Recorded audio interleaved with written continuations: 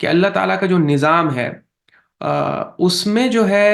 اس کے جو اولیاء ہیں یا انبیاء ہیں یا ائمہ ہیں، اہل بیت اطہار علیہ السلام ہیں، ان کو اگر ہم یہ کہیں کہ یہ اللہ تعالیٰ کے فیض، اس کے جو عطیات ہیں اور جو وہ رزق تقسیم کرتا ہے، جو اپنے بندوں کو عطیات عطا فرماتا ہے، اس سلسلے میں یہ ایک کڑی ہے۔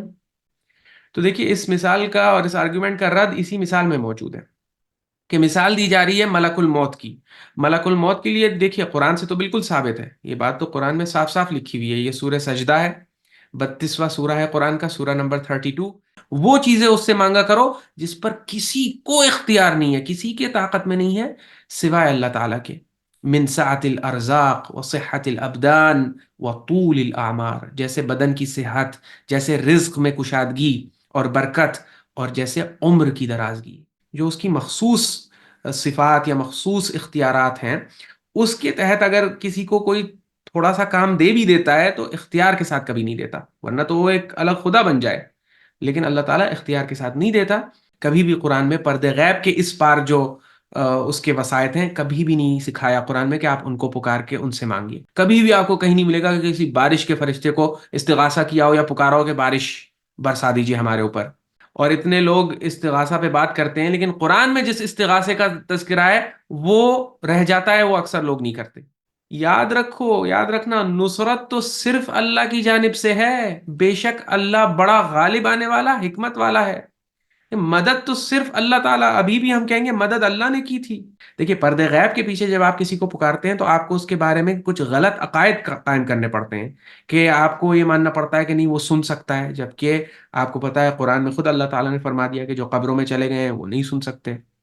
اللہ تعالیٰ کے علاوہ کوئی ہے ہی نہیں جو سمیع و بصیر ہو، ہر چیز کا سننے والا، ہر چیز کا دیکھنے والا۔ قرآن یہی کہتا ہے کہ ما یملکون من قطمیر، پردے غیب کے اس پار تم جن جن ذاتوں کو پکارتے ہو، وہ کھجور کی گٹلی کی جو چھلکا ہوتا ہے اس کے بھی برابر ان کے پاس اختیار اور طاقت نہیں ہے۔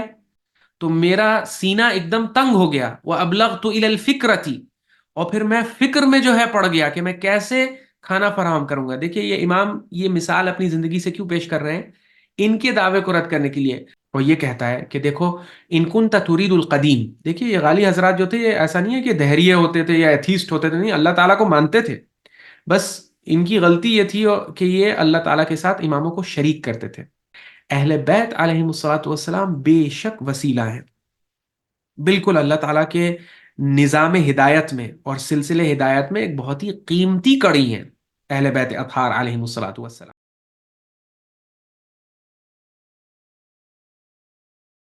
اعوذ باللہ السمیع العلیم من الشیطان اللعین الرجیم، بسم اللہ الرحمن الرحیم، الحمد للہ رب العالمین وبہ نستعین وهو خیر ناصر ومعین، والصلاة والسلام على سيدنا ونبينا محمد وآله الطيبين الطاهرين وأصحابه الغر الميامين والتابعين ومن تبعهم بإحسان إلى يوم الدين، أما بعد، عزیزان محترم، السلام علیکم جميعا ورحمۃ اللہ وبرکاتہ۔ ہماری گفتگو آپ کے ساتھ مسئلہ توحید و شرک پر چل رہی تھی، بالخصوص مسئلہ استغاثہ، اور اس سلسلے میں بہت سے شکوک اور شبہات کے لوگ شکار ہوتے ہیں، بہت سے سوالات اور اعتراضات بھی آتے رہتے ہیں، تو ان کے ہم جواب دے رہے تھے۔ ایک اعتراض یا ایک آرگیومنٹ جو پیش کیا جاتا ہے، جس پہ ہم روشنی ڈالنا چاہتے ہیں اور جس کا ہم تجزیہ و تحلیل کرنا چاہتے ہیں قرآن کریم اور رسول علیہ الصلاۃ والسلام کی تعلیمات کی روشنی میں، وہ آرگیومنٹ یہ ہے کہ یہ تو ایک مسلم حقیقت ہے، قرآن کریم سے بھی یہ بات واضح ہے کہ اللہ تعالیٰ کا جو نظام کائنات ہے وہ اسباب اور مسببات کے اصول پر مبنی ہے اور قائم ہے، یعنی علت اور معلول یا علل اور معلولات کا جو سلسلہ ہے، کاز اینڈ ایفیکٹ، اور پوری چینز آف کازیشن جو ہے اس وجود میں نظر آتی ہیں، کہ اللہ تعالیٰ جو ہے فاعل حقیقی تو وہی ہے، ہر چیز کا مالک اور مالک کل تو وہی ہے، لیکن اس نے جو ہے اس کائنات کو چلانے کے لیے کئی سارے نظام قائم کر رکھے ہیں، کئی سارے وسیلے اور وسائط مقرر کیے ہیں، جن کے تحت اس کے اوامر اور احکام جو ہیں وہ اس کائنات پر نافذ ہوتے ہیں۔ یعنی اللہ تعالیٰ جو ہے وہ ضروری نہیں ہے کہ ہر چیز جو ہے وہ ڈائریکٹلی خود اس کو انجام میں لائے، بلکہ اللہ تعالیٰ کے جو ہے بندے ہیں، وہ جس سے چاہے کام لے لے.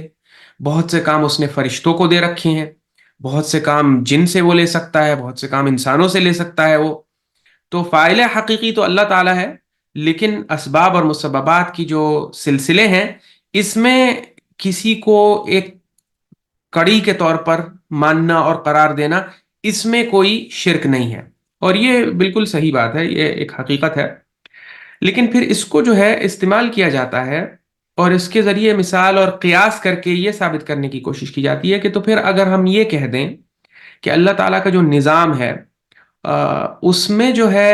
اس کے جو اولیاء ہیں یا انبیاء ہیں یا ائمہ ہیں، اہل بیت اطہار علیہ السلام ہیں، ان کو اگر ہم یہ کہیں کہ یہ اللہ تعالیٰ کے فیض، اس کے جو عطیات ہیں، اور جو وہ رزق تقسیم کرتا ہے، جو اپنے بندوں کو عطیات عطا فرماتا ہے، اس سلسلے میں یہ ایک کڑی ہے، اس سلسلے کی ایک کڑی ہے یہ، جس کو ہمارے قمی برادران اور قمی مولانا حضرات نظریے وساطت الفیض سے جو ہے تعبیر دیتے ہیں. اس کو، اس کا نام وساطت الفیض کا نظریہ کہا جاتا ہے. کہ یہ مانا جائے کہ اس کائنات کو پورا جو چلایا جا رہا ہے، اور اس کائنات میں جتنے بھی فیوضات ربانیہ یا اللہ تعالیٰ کی جو عطائیں آتی ہیں، وہ سب اہل بیت کے تھرو چینل ہو کے آتی ہیں. چاہے وہ رزق ہو، چاہے وہ زندگی ہو، چاہے وہ کوئی سی بھی نعمت ہو، کوئی بھی دولت ہو، کچھ بھی ہو، وہ سب ادھر سے چینل ہو کے آتی ہے. تو یہ کہنے میں کیا خرابی ہے جب ہم اللہ تعالیٰ کو فاعل حقیقی مان رہے ہیں، اور ائمہ اطہار علیہ السلام کو یا رسول علیہ رسول کو، اولیاء کو، یا فرشتوں کو بھی. فرشتوں کو تو قرآن میں باقاعدہ ان سلسلوں کی کڑیوں میں شمار کیا گیا ہے. تو اس میں کیا حرج ہے، اس میں کیا پریشانی ہے؟ تو دیکھیے، یہ جو مثال دی جاتی ہے، اور اسی لیے بہت ضروری ہے کہ ہم کبھی کبھی میٹھی میٹھی باتوں میں یا بہت ہی جو اٹریکٹیو آرگیومنٹس ہیں اس میں آ جاتے ہیں، مغالطات میں پڑ جاتے ہیں، مغالطوں کے شکار ہو جاتے ہیں، شکوک و شبہات میں پڑ جاتے ہیں ایسی چیزوں سے. کیونکہ قرآن اور تعلیمات و ارشادات اہل بیت اطہار علیہ السلام سے تعلق مضبوط نہیں ہے. ورنہ جتنے بھی دعوے کیے جائیں، کلیمز کیے جائیں، اس کو آپ قرآن کے کورٹ میں لا کے اگر کھڑا کریں اور اس کو انویسٹیگیٹ کریں، اس پہ تحقیق کریں کہ یہ آخر قرآن کیا ہمیں یہ بتا رہا ہے ایسی چیز یا نہیں بتا رہا ہے، تو اگر قرآن اور اہل بیت کی تعلیمات سے ہمارا تعلق پکا ہے تو ہم کبھی بھی اس طرح کے شکوک و شبہات کا شکار نہیں ہو سکتے اور مغالطوں میں نہیں پڑیں گے. دیکھیے، اس مثال کا اور اس آرگیومنٹ کا تو رد خود اسی آرگیومنٹ میں موجود ہے. اس لیے کیونکہ اس آرگیومنٹ کی بیسس پہ پھر کہا جاتا ہے کہ ٹھیک ہے، ہم اہل بیت اطہار علیہ السلام کو وساطت الفیض یا اللہ تعالیٰ کی فیوضات کا جو سلسلہ ہے، اس میں ایک کڑی مان کے ان کو پکار رہے ہیں، ان سے دعا کر رہے ہیں اور ان سے مدد مانگ رہے ہیں. تو اس میں تو کوئی بھی شرک یا کوئی بھی افطرا یا کوئی بھی گناہ نام کی چیز ہمیں نظر نہیں آ رہی ہے. اور یہ اس میں، اور یہ تسلیم کرنے میں کہ اللہ تعالیٰ ہی موت و زندگی دیتا ہے، لیکن ملک الموت جو ہے وہ ایک ذریعہ بنتے ہیں، ایک واسطہ اور ایک وسیلہ بنتے ہیں روح قبض کرنے کا. اور روح پھونکی بھی جاتی فرشتے کے ذریعے سے ہے. تو دیکھیے، اس مثال کا اور اس آرگیومنٹ کا رد اسی مثال میں موجود ہے کہ مثال دی جا رہی ہے ملک الموت کی. ملک الموت کے لیے دیکھیے، قرآن سے تو بالکل ثابت ہے، یہ بات تو قرآن میں صاف صاف لکھی ہوئی ہے. یہ سورہ سجدہ ہے، 32واں سورہ ہے قرآن کا، سورہ نمبر 32. اس میں اس ایڈیشن میں جو ہے تعداد کے حساب سے 11ویں آیت پڑتی ہے.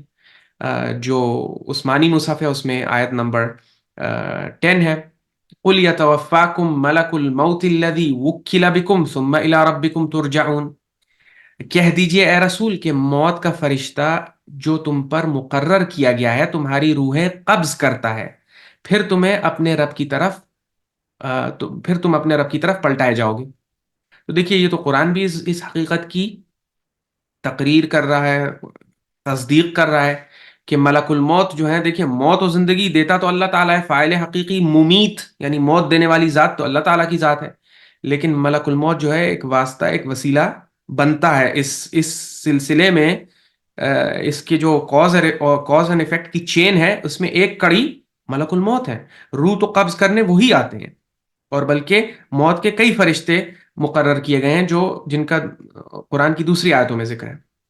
لیکن اب اس بات پر سوال یہ کرنا چاہیے، کریٹیکل کوشچن یہ پوچھنا چاہیے کہ جب ہم سب کو پتا ہے کہ ملک الموت جو ہے اس سلسلے میں ایک اہم کڑی ہیں، اور روح جو ہے وہ وہی قبض کرتے ہیں، تو آخر ہم ملک الموت کو کبھی کیوں نہیں پکارتے؟ ان سے کبھی استغاثہ کیوں نہیں کرتے؟ ان سے کبھی دعا کیوں نہیں مانگتے؟ بھائی جب لمبی عمر چاہیے ہوتی ہے تو ہم اللہ تعالیٰ سے کیوں مانگتے ہیں؟ ملک الموت سے مانگیے. یہاں تو قرآن اس بات کی تصدیق کر رہا ہے کہ اللہ تعالیٰ نے ان کو روح قبض کرنے کا کام دے رکھا ہے، اور باقاعدہ قرآن کہہ رہا ہے کہ ان کو اس کام کے لیے مقرر کیا گیا ہے. لیکن کوئی بھی صحیح الدماغ عاقل مسلمان کبھی بھی کسی بھی حال میں ملک الموت کو جو ہے اپنی زندگی میں نہیں پکارے گا، اس سے دعا نہیں کرے گا. اور کبھی بھی ملک الموت سے آپ عمر کی درازگی کی دعا نہیں مانگتے، نہ اس سے، نہ آپ کا ملک الموت سے جو ہے کوئی بھی رشتہ اور تعلق کسی بھی طرح کا ہوتا ہے.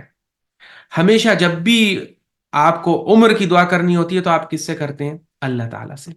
تو کبھی غور کیا آپ نے کہ جب کہ قرآن صاف صاف بتا رہا ہے کہ ملک الموت کو یہ کام دے رکھا ہے اللہ تعالیٰ نے، وہ اس سلسلے کی جو موت و حیات کا سلسلہ ہے اس میں ایک اہم کڑی ہے،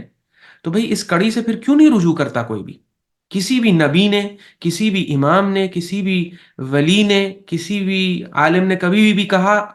کہ ملک الموت کو ہمیں پکارنا چاہیے، اس سے دعا کرنی چاہیے؟ کیوں نہیں؟ اس لیے نہیں حضور، کیونکہ خود قرآن جو ہے یہ بات کی وضاحت کر دیتا ہے کہ جب اللہ تعالیٰ ایسے کام دیتا ہے نا، جو اس کے مخصوص صفات ہوتے ہیں اس سے ریلیٹڈ جب وہ کام بھی دیتا ہے، تو کام تو دے دیتا ہے لیکن اختیار نہیں دیتا. کیونکہ اختیار دے دینے کا مطلب یہ ہے کہ ایک طرح سے خدا ہی دے دی. اگر ملک الموت کو خدا اختیار بھی دے دے کہ تم جس کی چاہے روح قبض کر لو جس کی، تو ایک خدائی صفت کے وہ مالک ہو جائیں گے، خدا کی ایک صفت میں پھر وہ شریک ہو جائیں گے،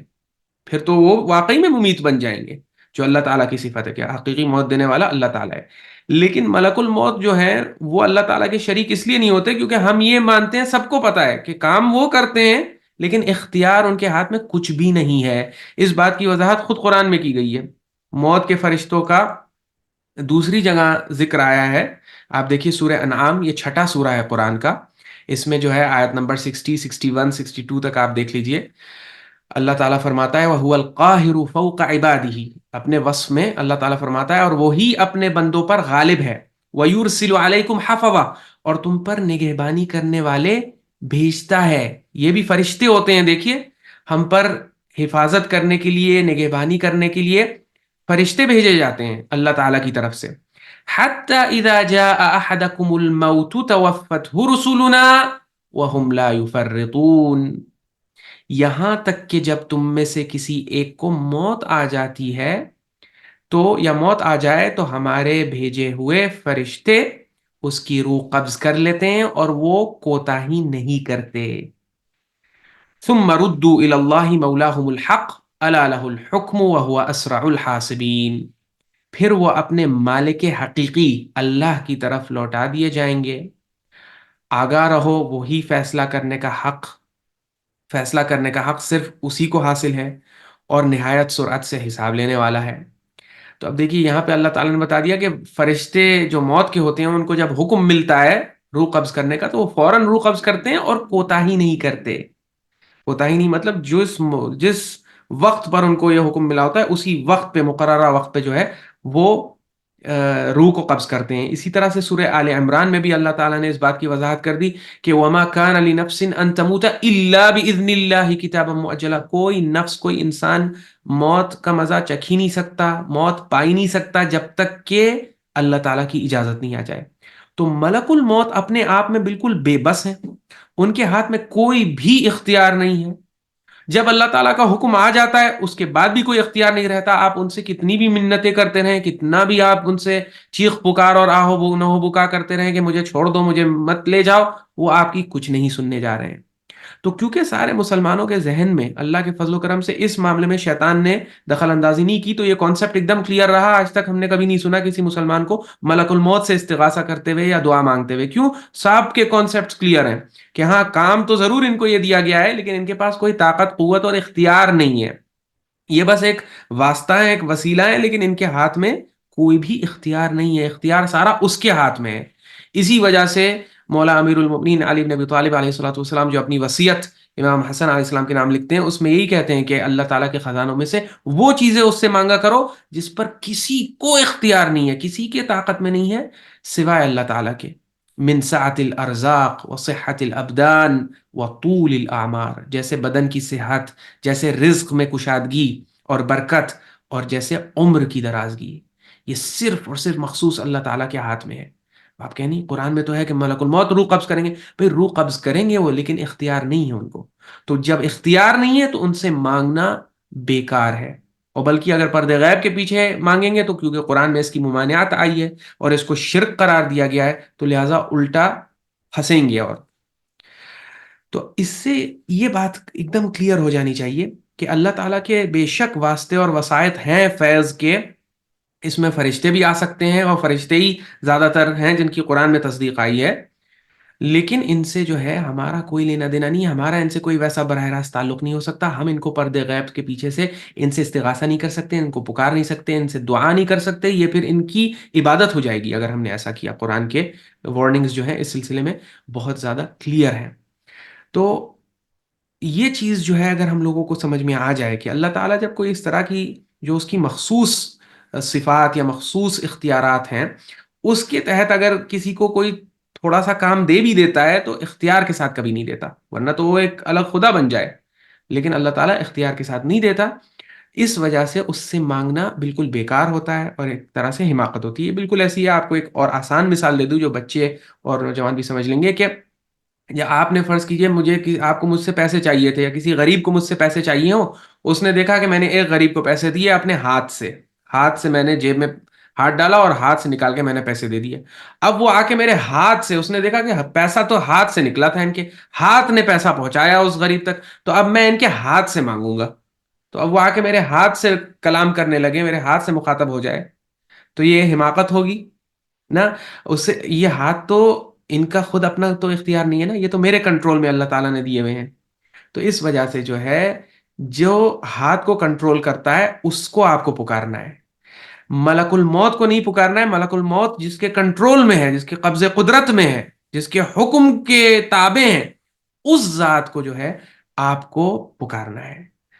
تو اسی طرح سے جو ہے اگر آپ کو فرض کیجئے اگر ہمارے کوئی بھائی ہیں یا کوئی دوست ہیں، ان کو کہیں ہمارے ساتھ جانا ہے، ہماری گاڑی کی ضرورت ہے یا اس کی ضرورت ہے کہ ہم ان کو گاڑی میں کہیں پہنچائیں، تو اب وہ آ کے انہوں نے یہ دیکھا ہو کہ ہمیشہ جب بھی ہم جاتے ہیں تو چابی سے گاڑی چلتی ہے، تو اب وہ چابی سے آ کے جو ہے مدد مانگنے لگے اور کہنے لگے چابی، اے چابی مجھے وہاں پہنچا دو، حماقت نہیں ہوگی؟ تو دیکھیے اللہ تعالیٰ کے کتنے ہی لا تعداد واسطے، وسائط، وسیلے یہ سب ہیں، جتنے بھی پردے غیب کے پیچھے ہیں، آپ کا ان سے کوئی تعلق نہیں ہو سکتا، آپ کا ان سے کوئی رابطہ نہیں ہونا چاہیے، آپ کو ڈائریکٹ اللہ تعالیٰ سے، اور یہی قرآن نے آپ کو سبق دیا ہے، اللہ تعالیٰ نے کبھی بھی قرآن میں پردے غیب کے اس پار جو اس کے وسائط ہیں کبھی بھی نہیں سکھایا قرآن میں کہ آپ ان کو پکار کے ان سے مانگیے۔ بارش کے فرشتے ہیں، جس کے بھی فرشتے، جب بھی بارش کی ضرورت ہوتی تھی رسول اکرم صلی اللہ علیہ وآلہ وسلم اور ائمہ کیا کرتے تھے؟ صلاۃ الاستسقاء، نماز استسقاء پڑھتے تھے اور اللہ تعالیٰ سے بارش مانگتے تھے۔ کبھی بھی آپ کو کہیں نہیں ملے گا کہ کسی بارش کے فرشتے کو استغاثہ کیا ہو یا پکارا ہو کہ بارش برسا دیجیے ہمارے اوپر، ٹھیک ہے؟ اسی طرح سے رزق کا معاملہ ہے، موت و زندگی کا معاملہ ہے، اولاد، یہ ساری چیزیں اہل بیت اطہار علیہ السلام نے، حالانکہ ان سب میں جو ہے اب جو بچے کی روح پھونکتا ہے ماں کے پیٹ میں وہ بھی ایک فرشتہ بتایا گیا ہے، لیکن ہمارا اس فرشتے سے کوئی لینا دینا نہیں ہے، کوئی تعلق نہیں ہے، ہمیں اس کا نام بھی نہیں پتا ہے، اور پتہ ہونے کی ضرورت بھی نہیں ہے۔ ہمارا تو اولاد چاہیے، تو حضرت زکریا علیہ السلام کی قرآن میں مثال بہترین موجود ہے کہ انہوں نے کیا کہا؟ ربی لا تذرنی فردن وانت خیر الوارثین، اے میرے پروردگار مجھے تنہا تنہا نہ چھوڑنا جبکہ تو بہترین وارث دینے والا ہے۔ تو یہ کانسیپٹ اگر کلیئر ہو جائے تو ہم اللہ تعالیٰ کو چھوڑ کے کسی بھی واسطے وسیلے کو کبھی بھی اس کو نہیں پکاریں گے، ٹھیک ہے؟ اب میں آپ کو ایک اور آخری مثال قرآن سے دیتا چلوں۔ آپ دیکھیے کہ اسی سورہ، یہ تو سورہ انعام ہے، آپ سورہ انفال میں دیکھیے جب جنگ بدر کا جہاں اللہ تعالیٰ نے تذکرہ فرمایا ہے تو وہاں مسلمانوں کا کیا حال تھا اور کتنی مشکل و پریشانی میں تھے۔ اس حال میں جو ہے آپ دیکھیے کہ رسول اکرم صلی اللہ علیہ وآلہ وسلم موجود تھے میدان بدر میں، خود بنفس نفیس، امام علی علیہ السلام موجود تھے، اہل بیت کے نمائندہ تھے وہ وہاں پہ، اور اسی طرح سے صحابہ میں مہاجرین و انصار میدان بدر میں موجود تھے۔ اب سورہ انفال جو ہے جو قرآن کا 8واں سورہ ہے. اس میں آپ ان آیتوں کا ملاحظہ فرمائیے. آیت نمبر 9، 10، 11، یہ سب آپ پڑھیے. دیکھیے یہاں کیا بتایا جا رہا ہے کہ جب مسلمان جو تھے ان کا لشکر، اس لشکر میں بڑے کم فوجی تھے، 313 بتائے جاتے ہیں. کفار جو تھے ایک جیش جرار لے کے آ رہے تھے، 1000 کا لشکر لے کے آ رہے تھے، اور مسلمانوں کو نیست و نابود کرنے کے لیے آ رہے تھے، بالکل صفحہ ہستی سے مٹانے کے لیے آ رہے تھے. تو اب دیکھیے یہاں پہ قرآن کیا بتاتا ہے ہم کو. اللہ تعالیٰ ارشاد فرماتا ہے اذ تستغیثون. دیکھیے استغاثہ، اتنے دنوں سے استغاثہ پہ بحث ہو رہی ہے اور اتنے لوگ استغاثہ پہ بات کرتے ہیں، لیکن قرآن میں جس استغاثے کا تذکرہ ہے وہ رہ جاتا ہے، وہ اکثر لوگ نہیں کرتے، اور اسی لیے قرآن کی تعلیمات سے پھر دور رہتے ہیں ہم. قرآن میں دیکھیے استغاثے کا کیا طریقہ بتایا گیا ہے. اذ تستغیثون ربکم. یاد کرو، اللہ تعالیٰ فرماتا ہے یاد کرو جب تم، اور تم سے مراد یہاں کون ہے؟ تستغیثون میں کون آتا ہے؟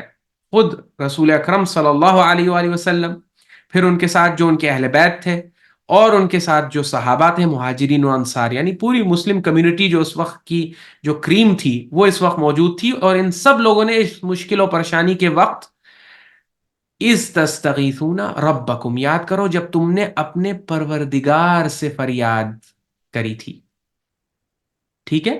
تو استغاثہ فریاد کس سے کی تھی؟ اپنے پروردگار سے. اب دیکھیے واسطے وسائط تو پتہ نہیں کتنے اللہ تعالیٰ تو قرآن میں فرماتا ہے وَلِلَّهِ جُنُودُ السَّمَاوَاتِ وَالْأَرْضِ. آسمان و زمین کے لشکر کا وہ مالک ہے، اس کے کیسے کیسے لشکر ہیں. وَلَا يَعْلَمُ جُنُودَ رَبِّكَ إِلَّا هُ. سورہ مدثر میں اللہ تعالیٰ فرماتا ہے کہ تمہارے رب کے لشکروں کو اس کے علاوہ کوئی جانتا بھی نہیں ہے. اتنے سارے اس کے لشکر ہیں، فورسز ہیں. تو بھئی اتنے سارے لشکر، اتنے سارے فورسز، سب کو چھوڑ کے جب رسول اکرم صلی اللہ علیہ وآلہ وسلم نے جنگ بدر سے پہلے خود استغاثہ فرمایا، اور ان کے ساتھ جو اہل بیت تھے، مولا علی علیہ السلام تھے، سیدنا حمزہ رضی اللہ تعالی عنہ تھے، اور اسی طرح سے مہاجرین و انصار کی جماعت سب ساتھ، سب نے مل کے استغاثہ کیا. تو نہ حضرت نوح علیہ السلام سے کیا، نہ حضرت ابراہیم علیہ السلام سے کیا کہ آپ خلیل الرحمن ہیں، آپ کچھ ہماری وہاں بات کر دیجئے، کچھ اللہ تعالیٰ سے ہمارے لیے فریاد کیجئے کہ وہ ہماری مدد کرے. کسی سے نہیں کیا. واسطے اور وسائط فیض تو لاکھوں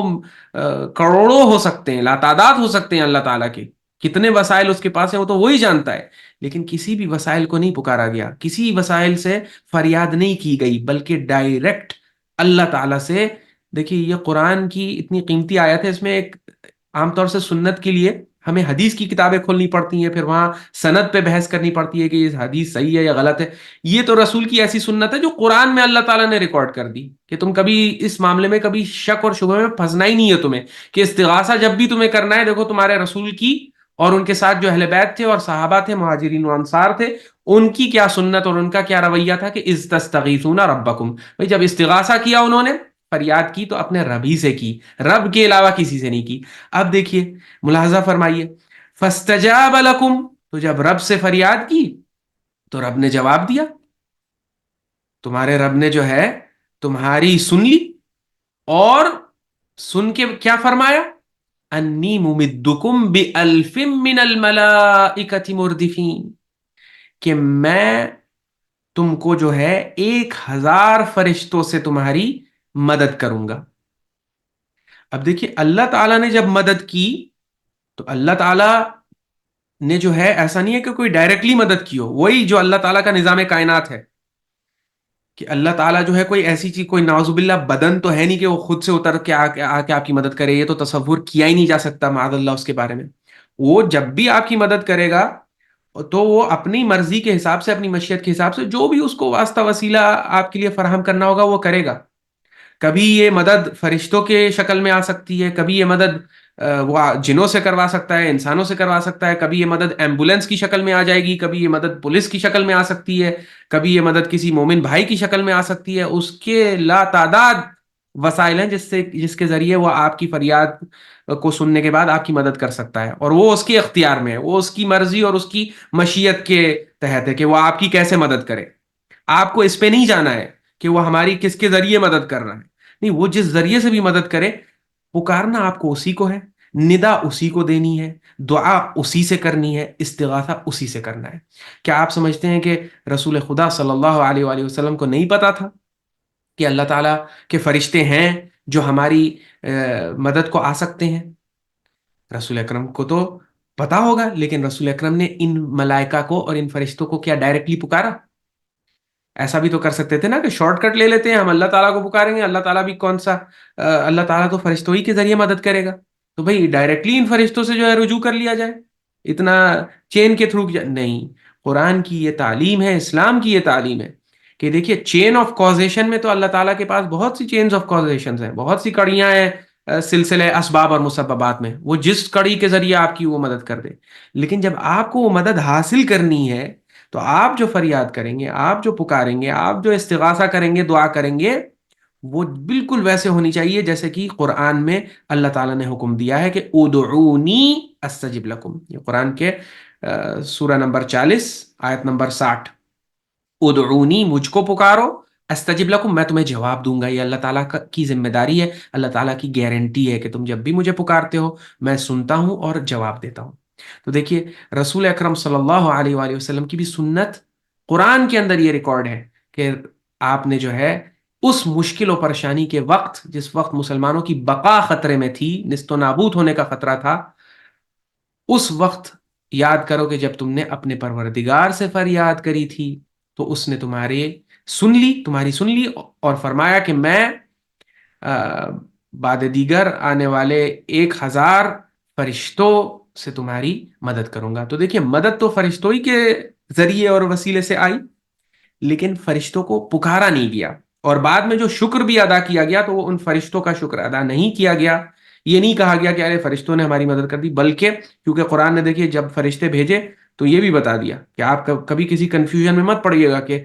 یہ فرشتے آپ کے جو ہیں محسن ہیں یا آپ ان کی کچھ وہ کیجئے، نہیں، وما جعلہ اللہ الا بشرا، یہ جو ہم نے فرشتے بھیجے تھے یہ تو بس اللہ تعالیٰ نے بشارت اور تمہارے اطمینان قلب کے کا باعث بنایا تھا ان کو، اس لیے بھیجے تھے، لیکن یہ کبھی مت بھولنا ومن نصر الا من عند اللہ، یاد رکھو، یاد رکھنا، نصرت تو صرف اللہ کی جانب سے ہے، بے شک اللہ بڑا غالب آنے والا حکمت والا ہے، مدد تو صرف اللہ تعالیٰ، ابھی بھی ہم کہیں گے مدد اللہ نے کی تھی، آئے تھے فرشتے، لیکن بالکل ایسے ہی ہے کہ جیسے جب میں آپ کو پیسے دیتا ہوں تو دیتا تو اپنے ہاتھ سے ہوں نا، لیکن آپ میرے ہاتھ کی تھوڑی تعریف کریں گے کہ ارے ان کے ہاتھ نے مجھے، نہیں، آپ تعریف اور شکر تو میرا ہی ادا کریں گے نا، کہ میں فاعل حقیقی اس معاملے میں کم سے کم تو میں ہی ہوا نا۔ تو اسی طرح سے اللہ تعالیٰ جس ذریعے سے بھی آپ کی مدد کرے، ٹھیک ہے، جو انسانی ذریعے ہیں جو آپ کے پہنچ میں ہیں ان کا تو کہا گیا ہے کہ لا یشکر اللہ من لا یشکر الناس، جو انسانوں میں آپ کے محسنین ہیں آپ ان کا شکر ادا بالکل کیجئے، یہ تو شریعت بھی جو ہے، شرعاً بھی مطلوب ہے، لیکن یہ یاد رکھیے کہ حقیقی محسن اور فاعل حقیقی اس سب میں اللہ تعالیٰ ہے، اور آپ کو جب مانگنا ہے، پکارنا ہے، فریاد کرنی ہے، ندا دینی ہے پردے غیب کے پیچھے، تو پردے غیب کے پیچھے کتنے بھی اسباب اللہ تعالیٰ کے ہیں، کتنے لشکر اس کے ہیں، کتنے فرشتے ہیں، آپ کا ان سے کسی سے بھی کوئی تعلق اور رابطہ نہیں ہونا چاہیے، اور قرآن اس کی دعوت بھی نہیں دیتا کہ آپ ان سے رابطہ کرنے کی کوشش کیجئے۔ مدد آنی تھی فرشتوں کے ذریعے، لیکن دعا اور ندا اور استغاثہ کس سے کیا گیا؟ یاد کرو جب تم نے تستغیثون ربکم، پروردگار سے تم نے استغاثہ کیا اور اس کو تم نے پکارا۔ تو امید ہے کہ اس کے ذریعے جو ہے ان آیات اور ان دلائل کی روشنی میں یہ کانسیپٹ ایک دم کلیئر ہو گیا ہوگا کہ اللہ تعالیٰ ہم سے یہی توقع رکھتا ہے کہ ہم اسی پر بھروسہ کریں، اسی کی عبادت کریں، اسی سے مدد طلب کریں، اسی کا شکر ادا کریں جب مدد مل جائے، اور بے شک یہ نظام کائنات جو ہے اسباب اور مسببات، علل اور معلولات کے قاعدے اور قانون پر چل رہا ہے، لیکن اس کا یہ بالکل مطلب نہیں ہے کہ اسباب اور وسائط اور ذرائع جو ہیں ان کو جو ہے پردے غیب کے پیچھے جو وسائل ہیں ان کو پکارا جائے۔ ہاں، پردے غیب کے اس پار جو ہیں، جو آپ نیچرل اور طبیعی طور پر جو ہے جن سے آپ کانٹیکٹ کر سکتے ہیں، گفتگو کر سکتے ہیں، دیکھیے پردے غیب کے پیچھے جب آپ کسی کو پکارتے ہیں تو آپ کو اس کے بارے میں کچھ غلط عقائد قائم کرنے پڑتے ہیں، کہ آپ کو یہ ماننا پڑتا ہے کہ نہیں وہ سن سکتا ہے، جبکہ آپ کو پتا ہے قرآن میں خود اللہ تعالیٰ نے فرما دیا کہ جو قبروں میں چلے گئے ہیں وہ نہیں سن سکتے، اللہ تعالیٰ کے علاوہ کوئی ہے ہی نہیں جو سمیع و بصیر ہو، ہر چیز کا سننے والا، ہر چیز کا دیکھنے والا۔ تو پردے غیب کے پیچھے جب آپ کسی ذات کو پکارتے ہیں تو آپ کو یہ ماننا پڑتا ہے کہ اللہ تعالیٰ کی طرح وہ بھی سمیع و بصیر ہے، اللہ تعالیٰ کی طرح وہ بھی نفع نقصان کرنے کا مالک ہے، ساری اللہ تعالیٰ کی صفات آپ کو اس کو دینی پڑتی ہیں نا۔ اس طرف جب آپ مدد مانگتے ہیں تو اس کی تو قرآن میں جو ہے اجازت بھی دی گئی ہے، خود قرآن میں سورہ مائدہ میں آیا ہے وَتَعَاوَنُوا عَلَى الْبِرِّ وَالتَّقْوَى وَلَا تَعَاوَنُوا عَلَى الْإِثْمِ وَالْعُدْوَانِ، کہ نیکی اور تقوی کے معاملوں میں ایک دوسرے کی مدد کرو۔ جب مدد کرنے کی اجازت دی گئی ہے تو مدد طلب کرنے کی بھی اجازت اس میں شامل ہے۔ تو اس پہ تو کوئی بحث نہیں کرتا، نہ کوئی اس کو شرک کہتا ہے، نہ کوئی گناہ کہتا ہے، یہ تو ایک اچھا کام ہے۔ لیکن جب آپ یہاں کسی سے مدد مانگتے ہیں تو آپ کو اس کو سمیع و بصیر نہیں بنانا پڑتا، آپ کو اس کو خدائی صفات نہیں دینے پڑتے۔ لیکن غیب کے پیچھے جو ہستیاں ہیں نا، جب ان کو آپ یہ ساری، ان کو جب آپ پکارتے ہیں تو آپ کو ان کے بارے میں غلط عقائد قائم کرنے پڑتے ہیں، جس کی قرآن میں کوئی دلیل نہیں ہے، جس کی سنت میں کوئی دلیل نہیں ہے، جس کی اہل بیت علیہ السلام کی تعلیمات میں کوئی مؤید نہیں آپ کو ملے گا صحیح تعلیمات میں۔ تو اس کی روشنی میں جو ہے یہ چیز بالکل آپ کے سامنے کلیئر ہو جانی چاہیے کہ اللہ تعالیٰ سے جو ہے ہمیں رجوع کرنا چاہیے ہر حال میں، اور اسی سے مانگنا چاہیے، مدد اسی سے ہمیں طلب کرنی چاہیے۔ بالکل جیسے کہ قرآن میں پہلے ہی سورے میں ہم 5 مرتبہ جو نمازیں پڑھتے ہیں اس میں کم سے کم 10 مرتبہ تو یہ دہراتے ہی ہیں، ایک طرح سے اللہ تعالیٰ سے عہد و پیمان ہوتا ہے ہمارا کہ ایاک نعبد و ایاک نستعین، کہ پروردگار عبادت کے معاملے میں مخصوص کرتے ہیں ہم تمہیں، ہم آپ کو عبادت سے مخصوص کرتے ہیں، مطلب عبادت صرف آپ کی کرتے ہیں۔ اور وَإِيَّاكَ نَسْتَعِينُ، اور پردے غیب کے پیچھے جو ذاتیں اور ہستیاں اور اس میں ہیں، اس میں صرف اور صرف آپ سے جو ہے ہم مدد طلب کرتے ہیں۔ تو نماز میں ہر بار جب ہم یہ آیت پڑھتے ہیں تو گویا کہ ہم اللہ تعالیٰ سے ایک وعدہ کر رہے ہیں کہ جس طرح عبادت صرف تیری کرتے ہیں، اس طرح سے مدد کے معاملے میں بھی فاعل حقیقی ہم صرف تجھی کو مانتے ہیں، اور یقیناً تیرے اسباب و ذرائع ہیں، لیکن ہم اسباب و ذرائع سے جو ہے پرد غیب کے اس پار مدد نہیں مانگتے۔ اس پار کیونکہ تو نے اجازت دی ہے تو مانگ سکتے ہیں، لیکن اس پار کیونکہ قرآن میں سخت منع کیا گیا ہے اور شرک قرار دیا گیا ہے اور بتایا گیا ہے کہ یہ بیکار ہے۔ بالکل ایسے ہی ہے کہ جیسے آپ کسی کی گاڑی کی چابی سے آپ مدد مانگیے کہ مجھے ذرا اسٹیشن پہنچا دو یا ایئرپورٹ پہنچا دو، تو وہ چابی تو کچھ نہیں کر سکتی۔ قرآن یہی کہتا ہے کہ ما یملکون من قطمیر، پرد غیب کے اس پار تم جن جن ذاتوں کو پکارتے ہو وہ کھجور کی گٹلی کی جو چھلکا ہوتا ہے اس کے بھی برابر ان کے پاس اختیار اور طاقت نہیں ہے۔ ان تدعوہم لا يسمعوا دعاءکم، تم انہیں پکارو تو وہ تمہاری دعا کو سن نہیں سکتے، وَلَوْ سَمِعُوا مَا اسْتَجَابُوا لَكُمْ، اگر سن بھی سکتے ہوتے تو وہ تمہاری دعا کا جواب نہیں دے پاتے، وَيَوْمَ الْقِيَامَةِ يَكْفُرُونَ بِشِرْكِكُمْ، اور قیامت کے دن وہ تمہارے شرک کا انکار کریں گے، تمہارے شرک کو منہ پہ پھینک دیں گے تمہارے، اور کہیں گے کہ یہ بالکل ہماری تعلیم نہیں تھی۔ اس سلسلے میں بس آپ مجھے اجازت دیجیے کہ میں آخر میں جو ہے اہل بیت اطہار علیہ السلام کا یہ جو قرآن کی آیت ہے اس کی تصدیق میں روایات ائمہ اطہار علیہ الصلوۃ والسلام کے پاس سے ہمارے پاس آئی ہیں۔ دیکھیے یہ اختیار معرفت الرجال ہے، رجال الکشی ہے، اس میں جو ہے ائمہ اہل بیت علیہ السلام کے بہت سے ارشادات، ملفوظات، فرامین آپ کو ملیں گے۔ اس میں جو ہے اگر آپ صفحہ نمبر 272 دیکھیے تو یہاں پہ جو ہے روایت ہے،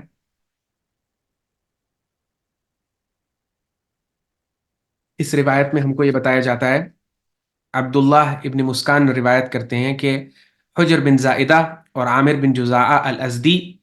امام ابو عبداللہ جعفر ابن محمد الصادق علیہ السلام کے پاس داخل ہوئے، اور انہوں نے امام سے فرمایا جعلنا فداک، ہماری روحیں آپ پر فدا ہو جائیں، ان المفضل ابن عمر یقول انکم تقدرون ارزاق العباد۔ مفضل ابن عمر جو ہے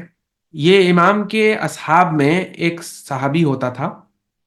امام کا ایک ساتھی اور ایک شاگرد تھا جو بعد میں گمراہ ہو گیا تھا، اس کے لیے کتب رجال میں آیا ہے کہ یہ غالیوں کے ساتھ ہو گیا تھا۔ تو اس کے بارے میں شکایت لے کے آتے ہیں امام کے یہ اصحاب، کہتے ہیں کہ یہ اب دعویٰ کر رہا ہے کہ انکم تقدرون ارزاق العباد، یہ آپ کے بارے میں یہ دعویٰ کر رہا ہے کہ آپ ائمہ حضرات جو ہیں وہ بندوں کے رزق کو طے کرتے ہیں، کس کو کتنا رزق ملے گا، رزق کی تقسیم، رزق کو بانٹنا جو ہے یہ آپ کا کام ہے۔ تو دیکھیے اس روایت پہ جو ہے ذرا غور کیجیے گا، کیونکہ عام طور سے دیکھیے جو اگزامپل دیا جاتا ہے کہ ملک الموت کو اللہ تعالیٰ نے دیا ہے، تو دیکھیے اہل بیت کے لیے جب آپ یہ اگزامپل یوز کرتے ہیں تو یہ 2 لیول پہ غلط ہے۔ ملک الموت کے لیے، ملک الموت سے تو استغاثہ اس لیے غلط ہے کیونکہ اللہ تعالیٰ نے اس کو یہ کام تو دے رکھا ہے، لیکن اختیار نہیں دیا ہے، اور کہیں یہ ہم کو نہیں سکھایا کہ تمہیں عمر کی درازگی چاہیے ہو تو ملک الموت سے مانگو.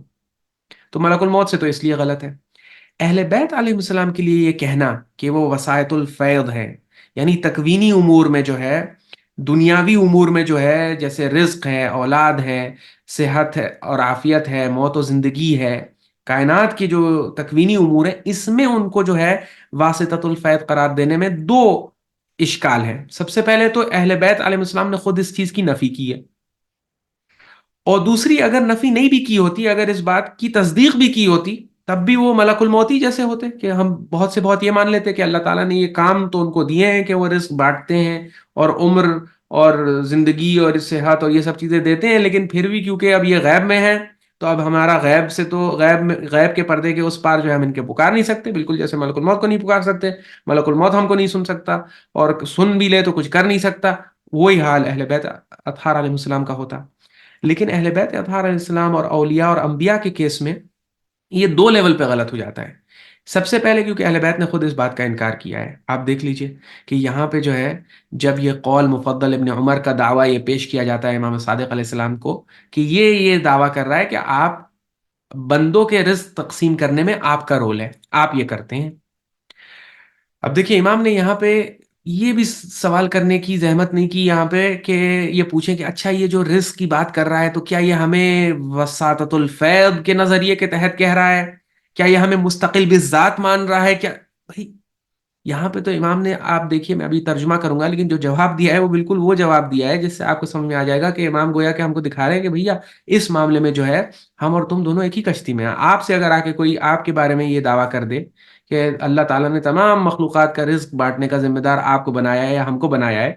تو کیا ہم پہلے سوال کریں گے کہ ایک منٹ ذرا یہ بتاؤ تم ہمیں مستقل بھی ذات مان رہے ہو یا یہ مان رہے ہو کہ اللہ نے ہم کو دیا ہے؟ یا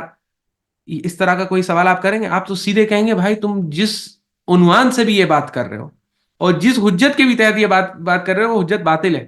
اور تمہارا دعویٰ ہی باطل ہے. تم جو بھی جس انداز چاہے تم کہو مستقل بالذات ہو کہ ہم تمام مخلوقات کا رزق فراہم کر رہے ہیں تب بھی باطل ہے، اگر تم کہو اللہ تعالیٰ نے ہم کو یہ دیا ہے تب بھی باطل ہے. یہ قول سراسر باطل ہے، اس کو تو کسی بھی طریقے سے جسٹیفائی نہیں کیا جا سکتا. تو امام جعفر صادق علیہ السلام کے جواب سے جو ہے آپ کو یہی چیز نظر آئے گی. آپ کیا فرماتے ہیں؟ جیسے ہی ان کو یہ بتایا جاتا ہے کہ مفضل بن عمر ان کے بارے میں دعویٰ کر رہا ہے کہ وہ بندوں کے رزق کے انچارج ہیں، اللہ کی طرف سے بنائے گئے ہیں اور وہ یہ کرتے ہیں، تو انہوں نے فرمایا واللہ ما يقدر ارزاقنا الا اللہ. امام جعفر صادق علیہ السلام نے فرمایا کہ بھئی ہم اللہ کی قسم کھاتے ہیں، ہمارا خود رزق سوائے اللہ تعالیٰ کے کوئی مقدر نہیں کرتا، تو ہم کہاں سے بندوں کے رزق مقدر کریں گے؟ ہم تو خود رزق کے معاملے میں اللہ تعالیٰ کے محتاج ہیں، ہمارا خود رزق اللہ تعالیٰ کے فضل و کرم سے ہم کو ملتا ہے، تو ہم کہاں سے اس کے وہ ہو گئے؟ اب دیکھیے پھر وہ اپنی زندگی سے مثال دیتے ہیں، زندہ مثال دیتے ہیں. کہتے ہیں وَلَقَدِ احْتَجْتُ إِلَىٰ طَعَامٍ لِعِيَالِي فَضَاقَ صَدْرِي. کہتے ہیں میں تمہیں خود اپنی زندگی کا سچا قصہ بتاتا ہوں کہ ایک بار مجھے اپنے اہل و عیال کے لیے کھانے کی ضرورت تھی. فَضَاقَ صَدْرِي، لیکن گھر میں کھانا نہیں تھا تو میرا سینہ ایک دم تنگ ہو گیا. وَأَبْلَغْتُ إِلَى الْفِكْرَةِ، اور پھر میں فکر میں جو ہے پڑ گیا کہ میں کیسے کھانا فراہم کروں گا. دیکھیے یہ امام یہ مثال اپنی زندگی سے کیوں پیش کر رہے ہیں؟ ان کے دعوے کو رد کرنے کے لیے. ظاہر ہے اگر امام کو اللہ تعالیٰ نے اس سلسلے میں سارے اختیارات دیے ہوئے ہوتے اور رزق کا انچارج بنایا ہوتا پوری کائنات کے اور تمام بندوں کے رزق کا، تو بھئی وہ پھر اپنے خود گھر والوں کے رزق کے معاملے میں کبھی پریشان ہوتے؟ اپنے خود گھر والوں کے کھانے پینے کے سلسلے میں جو ہے جو یہ قصہ سنا رہے ہیں اور بتا رہے ہیں کہ بھئی مجھے خود ایک بار کھانے کی ضرورت پڑ گئی تھی، گھر میں ایسے خراب حالات آ گئے تھے کہ گھر میں کھانے کو نہیں تھا اور اس وجہ سے میرا سینہ تنگ ہو گیا. وَأَبْلَغْتُ إِلَى الْفِكْرَةِ، اور میں فکر میں مبتلا ہو گیا. حَتَّى أَحْرَزْتُ قُوتَهُمْ، پھر میں نے جو ہے محنت اور مشقت کر کے رزق کو حاصل کیا، ان کے لیے کھانا حاصل کیا، کھانا فراہم کیا ان کے لیے. فَعِندَهَا طَابَتْ نَفْسِي، پھر جا کے میرے نفس کو جو ہے اور دل کو سکون ملا. لعنہ اللہ وبرئ منہ، اللہ تعالیٰ اس مفضل پہ اگر یہ ہمارے بارے میں یہ دعویٰ کر رہا ہے کہ ہم رزق کے انچارج ہیں اور تمام بندوں کو رزق ہم دیتے ہیں، تو لعنت ہو اللہ تعالیٰ کی اس کے اوپر. اللہ تعالیٰ اس کو اپنی رحمت سے دور کرے. وبرئ منہ، اللہ تعالیٰ بری ہے اس سے. تو یہ دو صحابی جو تھے، کیونکہ مفضل ابن عمر پہلے امام کا شاگرد ہوا کرتا تھا اور ان کا قریبی صحابی تھا، مقرب صحابی تھا، تو ان کو حیرت ہوئی اس بات پر، تو دونوں نے کہا افتلعنہ وتتبرأ منہ، یا مولا آپ اس سے اتنے ناراض ہو گئے ہیں اس دعوے پر کہ آپ اس پر لعنت بھیج رہے ہیں اور اس سے برات فرما رہے ہیں؟ تو امام صادق علیہ السلام نے فرمایا نعم، بالکل، فلعناہ وابرأ منہ، بالکل میں اس پہ لعنت بھیجتا ہوں، یہ دعویٰ جو اس نے میرے بارے میں کیا ہے، کیونکہ ظاہر ہے امام کے نزدیک اب آپ خدائی صفت ان کو دے رہے ہیں، خدا نے ان کو اس سلسلے کی کڑی نہیں بنایا ہے، تو اب اگر کوئی اللہ تعالیٰ پر جھوٹ باندھ کے ان کو زبردستی اس سلسلے میں ایک کڑی بنا رہا ہے، تو امام اس سے برات کرتے ہیں، وہ کہتے ہیں ہاں میں بالکل برات کرتا ہوں، فلانا، اور تم دونوں بھی اس پر لعنت بھیجو، وَبْرَأَ مِنْهُ، اور تم دونوں بھی اس سے برات کرو، بری اللہ و رسولہ منہ، اللہ اور اس کے رسول برات کریں اس سے۔ اس روایت کا جو متن ہے اس کی تصحیح اور توثیق العلامہ سید محمد رضا السیستانی نے، جو آیت اللہ سیستانی کے بیٹے ہیں، انہوں نے جو ہے ان کی جو رجالی بحوث ہے جو الگ سے بھی چھپی ہیں، قبسات من علم الرجال کے نام سے، اس میں آپ جلد نمبر 1 صفحہ نمبر 551 میں غالباً اس میں جو ہے انہوں نے اس کے متن کی تصحیح بھی کی ہے، تو یہ روایت صحیح ہے۔ تو اس روایت سے آپ کو کیا سمجھ میں آ رہا ہے کہ اہل بیت علیہ السلام کے بارے میں جب یہ دعویٰ کیا گیا کہ رزق وہ بانٹتے ہیں، رزق وہ تقسیم کرتے ہیں، تو سب سے پہلے تو انہوں نے جو ہے یہ سب کچھ نہیں کیا کہ نہیں ٹھیک ہے اگر وہ کہہ رہا ہے کہ ہم اللہ تعالیٰ کی طرف سے اس کے لیے اپوائنٹ کیے گئے ہیں تب تو کوئی بات نہیں ہے، اور ہاں اگر مستقل بالذات مان کے وہ کہہ رہا ہے تو پھر ہم برات کرتے ہیں، ایسی کوئی بات آپ کو نظر نہیں آئی۔ امام صادق علیہ السلام نے اس بات کی بالکل ویسے نفی کی جیسے کوئی اور ہم میں سے بھی کوئی اگر ہمارے بارے میں بھی دعویٰ کیا جائے تو ہم یہ تھوڑی پوچھیں گے پہلے کہ یہ مستقل بالذات یا غیر مستقل بالذات، ہم سیدھے کہیں گے بھائی تم مستقل بالذات کہہ رہے ہو یا بغیر مستقل بالذات، جس عنوان سے بھی کہہ رہے ہو اور جس حجت کے تحت کہہ رہے ہو وہ باطل ہے اور تمہاری بات سراپا غلط ہے، اس کی کوئی جسٹیفیکیشن نہیں ہو سکتا، چاہے تم اس کو اللہ تعالیٰ کی طرف سے یہ کرو تب تو یہ اور بڑا گناہ ہو جاتا ہے، اللہ تعالیٰ پر جھوٹ اور افترا باندھنے کے برابر ہو جاتا ہے، اور اگر تم کہو کہ مستقل بھی ذات ہے تب تو یہ بالکل ہی شرک اکبر میں جو ہے وہ آ جاتا ہے۔ اسی طرح سے جو ہے یہ اکلوتی روایت نہیں ہے، بہت سی روایات ہیں، وقت دامن وقت میں گنجائش نہیں ہے کہ سب کو پیش کیا جائے، بس ایک اور روایت میں پیش کر دیتا ہوں تاکہ یہ مسئلہ ایک دم کلیئر ہو جائے۔ دیکھیے یہ دوسری روایت ہے، یہاں پہ ایک صحابی آتے ہیں امام ابو عبداللہ الصادق علیہ السلام کے پاس، کہتے ہیں زعم ابو ہارون المکفوف انک قلت له ان كنت تريد القديم فذلك لا يدركه احد وان كنت تريد الذي خلق ورزق فذلك محمد بن علی۔ امام جعفر صادق علیہ السلام کے پاس یہ شکایت آتی ہے کہ ایک آدمی ہے، شیوعی میں تھا یہ، ابو ہارون المکفوف کے نام سے، یہ آپ کے بارے میں یہ دعویٰ کرتا ہے اور یہ کہتا ہے کہ دیکھو ان کنت ترید القدیم، دیکھیے یہ غالی حضرات جو تھے یہ ایسا نہیں ہے کہ دہریے ہوتے تھے یا ایتھیسٹ ہوتے تھے، نہیں، اللہ تعالیٰ کو مانتے تھے، بس ان کی غلطی یہ تھی کہ یہ اللہ تعالیٰ کے ساتھ اماموں کو شریک کرتے تھے، اسی لیے یہ غلات کہلاتے ہیں، غلو، اہل غلو کہلاتے ہیں۔ تو یہ غالی کیا کہتا ہے کہ ان کنت ترید القدیم، اگر تم قدیم یعنی اللہ تعالیٰ کی ذات جو ہمیشہ ہمیشہ سے ہے، جس کی نہ کوئی انتہا نہ کوئی ابتدا، اس کو عربی میں القدیم کہا جاتا ہے، تو اگر تم القدیم یعنی اللہ تعالیٰ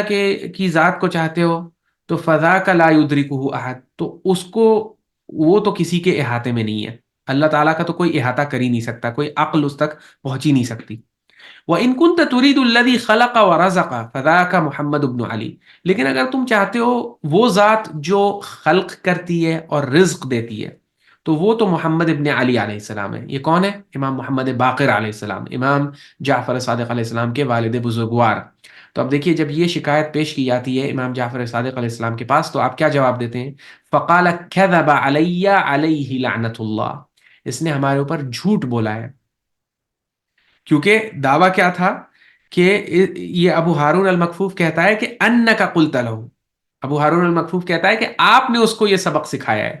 کہ ذات قدیم تو ذات باری تعالیٰ ہے، اس تک تو کوئی نہیں پہنچ سکتا عقل سے،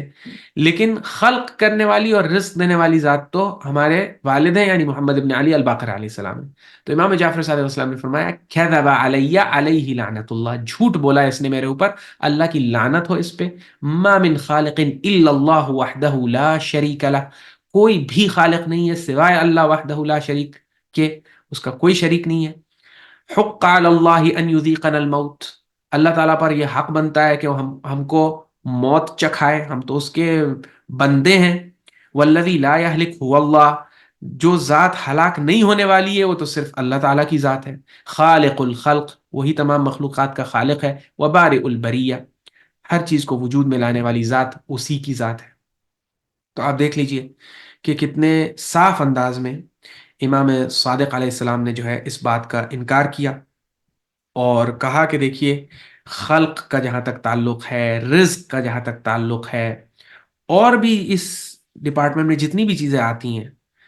چاہے طلب حاجات ہوں، حاجات میں ہم یہی سب تو مانگتے ہیں، رزق مانگتے ہیں، اولاد مانگتے ہیں، یہ سب چیزیں قرآن اور اہل بیت دونوں آپ کو سکھا رہے ہیں کہ اس کی جو کڑیاں ہیں، اس کے جو سلسلے ہیں، اس میں اہل بیت نہیں ہے. دیکھیے اہل بیت علیہ السلام کو یہ ان کی معرفت نہیں رکھنے کا نتیجہ ہے. یہ غالی لوگ جو تھے یہ سمجھ ہی نہیں پائے کہ اہل بیت علیہ السلام کا وظیفہ اور مقصد کیا ہے اس دنیا میں. اہل بیت علیہ السلام بے شک وسیلہ ہیں، بالکل اللہ تعالیٰ کے نظام ہدایت میں اور سلسلے ہدایت میں ایک بہت ہی قیمتی کڑی ہیں اہل بیت اطہار علیہ السلام.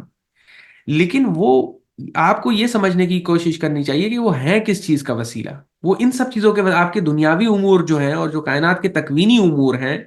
یعنی موت اور زندگی اور رزق اور اولاد اور یہ ساری چیزیں جو ہیں، اس کے وسیلے نہیں ہیں وہ، بلکہ وہ وسیلے ہدایت ہیں. اہل بیت اطہار علیہ السلام ہوئے یا انبیاء و مرسلین ہوئے اور فرشتے بھی، جبریل امین جو وحی لے کے آتے ہیں، یہ سب وسیلے ہدایت ہیں. وسیلے نجات بھی آپ انہیں کہہ سکتے ہیں، اس لیے کیونکہ یہ جو تعلیمات لے کے آئے ہیں، یہ جو آپ کے لیے ہدایت لے کے آئے ہیں، یہ جو آپ کو اللہ تعالیٰ کے بارے میں علوم و معارف دیتے ہیں اور اس کے قرب کو حاصل کرنے کے لیے جو راہ دکھاتے ہیں، جیسے کہ ہم نے اس دن مولا علی علیہ السلام کا جو خطبۃ الوسیلہ ہے، اس میں ہم نے آپ کو دکھایا تھا کہ کتنے پیارے انداز میں مولا نے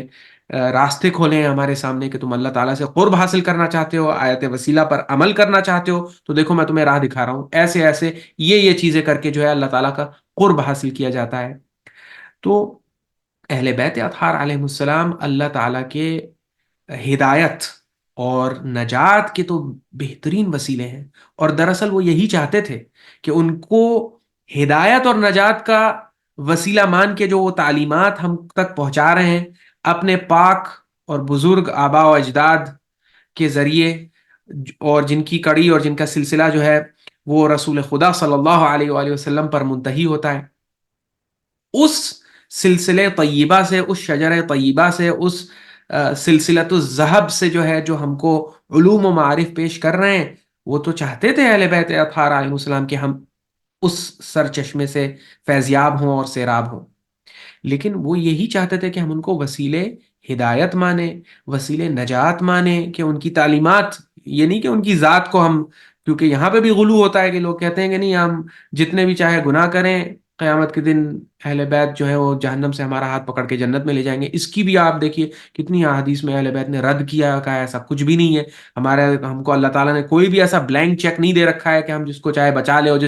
جو اللہ تعالیٰ کی اطاعت کرے گا، اس کے احکام پر چلے گا، شریعت پر چلے گا، اس کی باتیں مانے گا اور اس کی حرام سے بچے گا، وہ نجات پائے گا اور اس کو جو ہے کام آ جائے گی شفاعت. اور جس نے اللہ تعالیٰ کو راضی نہیں کیا اور اس کی مرضی کے موافق اپنی زندگی نہیں گزاری، اس کو کوئی سفارش کرنے والا کوئی ملے گا ہی نہیں اس کو قیامت کے دن. قرآن میں بھی یہ بات بیان کی گئی ہے. تو اہل بیت اطہار علیہ السلام بے شک وسیلہ ہیں، لیکن وسیلہ نجات ہیں، وسیلہ ہدایت ہیں. آپ ان کی تعلیمات سے فائدہ اٹھائیے. آپ ان کو جب ان کی تعلیمات پر چلیں گے تو آپ کی زندگی جو ہے وہ اللہ تعالیٰ کے ویژن اور اس کی ہدایت کے بالکل عین موافق ہو جائے گی. تو وہ سلسلہ ہدایت کی جو سلسلہ ہے، اس میں ایک اہم کڑی ہے، ایک بہت بڑی نعمت ہے اور دولت ہے جس سے اللہ تعالیٰ نے ہم کو نوازا ہے. آپ ان کو یہاں سے ہٹا کے دوسرے جو اسباب اور مسببات یا علل و معلولات، دوسری کڑیوں میں جہاں پہ نہ اللہ تعالیٰ نے ان کو ڈالا اور نہ انہوں نے خود دعویٰ کیا کہ ہم ان سلسلوں میں کوئی کڑی ہیں، وہاں ڈالنے کی کوشش نہیں کرنی چاہیے. اور یہ دراصل غلات اور مفوضہ جو پرانے زمانے میں ہوتے تھے، یہ ان کا ایجنڈا تھا، یہ ان کا پروجیکٹ تھا. انہوں نے اس سلسلے میں بہت روایات بھی گھڑی ہیں. بہت سی روایات افسوس ہے کہ کتب حدیث میں، امامی کتب حدیث میں بھی آ گئی ہیں، لیکن علم رجال کے ذریعے اور عرض بالقرآن کے ذریعے ان کو جو ہے فلٹر ہم کر سکتے ہیں. ہاں، اگر قرآن اور علم رجال پہ جو ہے گرفت مضبوط نہیں ہے، تو بہت سے لوگ، بہت سے مولوی حضرات بھی کئی بار جو ہے ایسی روایات سے جو ہے غلط فہمیوں میں پڑ جاتے ہیں اور دھوکہ کھا جاتے ہیں، خود بھی گمراہ ہو جاتے ہیں، دوسروں کو بھی گمراہ کرتے ہیں. تو بہرحال امید یہ ہے کہ اس بیان کی روشنی میں جو ہے یہ مطالب بالکل واضح ہو گئے ہوں گے، اور یہ بات بالکل سمجھ میں آ گئی ہوگی کہ اہل بیت اطہار علیہ السلام، بے شک اللہ تعالیٰ کا جو نظام کائنات ہے اس میں جو ہے نظام ہدایت میں تو بہت ہی اہم کڑی ہیں. قرآن بھی اس میں ایک بہت اہم کڑی ہے، اہل بیت اطہار اہم کڑی ہیں، رسول خدا صلی اللہ علیہ وسلم کی ذات ایک بہت اہم کڑی ہے. اس کے بعد علماء اسلام جو ہیں، ہمارے جو علماء ہیں جو قرآن و اہل بیت کی صحیح تعلیمات پیش کر رہے ہیں، وہ بھی ایک کڑی ہیں. بالکل اللہ تعالیٰ کی ہدایت ان کے ذریعے بھی جو ہے ہم تک پہنچتی ہے. لیکن اس سلسلے کی جو کڑیاں ہیں اور جو اللہ تعالیٰ کے تکوینی نظام ہے، اس میں لبس نہیں ہونا چاہیے، کنفیوژن نہیں ہونا چاہیے، اور ان دونوں کو مکس اپ نہیں کرنا چاہیے. Number one. اور نمبر ٹو، جو اللہ تعالیٰ کا نظام کائنات ہے اس میں بھی جو پردے غیب کے اس پار جو وسائط اور وسائل ہیں، ان سے ہمیں حاجت طلب نہیں کرنی ہے، ان سے استغاثہ کرنا اور دعا کرنا جائز نہیں ہے. قرآن و اہل بیت کی تعلیمات کی روشنی میں اللہ تعالیٰ سے دعا ہے کہ ہم سب کو توحید خالص پر قائم ہونے کی توفیق عطا فرما، اور ہمارا خاتمہ بالخیر فرما. ہم جب اس دنیا سے جائیں، پوری زندگی جو ہے توحید پر قائم رہیں، اس دنیا سے جب جائیں تب بھی توحید پر قائم ہوں، اور اس حال میں موت آئے کہ ہم مسلم ہوں، اللہ تعالیٰ کے امر کے اور اس کی مرضی کے پوری طرح سے تابع ہوں، اور قرآن و اہل بیت کی ہدایت پر چل رہے ہوں. وآخر دعوانا ان الحمد للہ رب العالمین، والسلام علیکم جمیعا ورحمۃ اللہ وبرکاتہ.